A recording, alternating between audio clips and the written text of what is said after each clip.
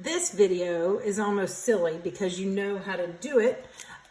We've already translated equations, but now we're just adding one step. We're actually going to solve it. So before we didn't solve it, now we're going to translate and solve. So number one, the product of a number and -7 is 63.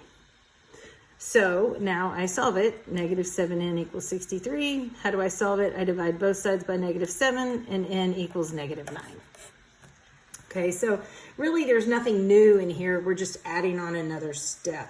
So number two, 10 subtracted from a number, remember subtracted from is a turnaround word, is 15. So there's my equation, and now my equation's here. I solve it by adding 10 to both sides, and n equals 25.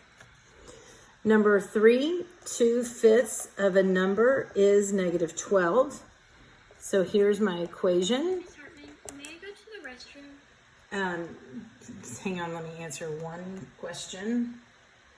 It's still 5 bonus points, but yes. And then when I get n by itself, I multiply by the multiplicative inverse. And I have n equals -30 is my answer.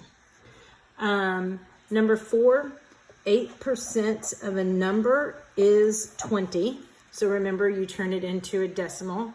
And so 0.08x equals 20. So if you divide it by 0.08, remember you can't have a decimal, so I move it twice over, and then I move it twice over. So really it's 2,000 divided by 8. So 8 goes into 20, 2 whole times with 4 left over. 8 goes into 45. So x is 250. Number five, the sum of twice a number and 17 is -1. So the sum of twice a number and 17 is -1. So hang on. So here it is, and I subtract 17 on both sides. I get 2n equals -18. Divide both sides by 2, and n equals -9. So that's all we're doing on translating and solving. If you need more practice, there's plenty of practice, and then we can go over those together.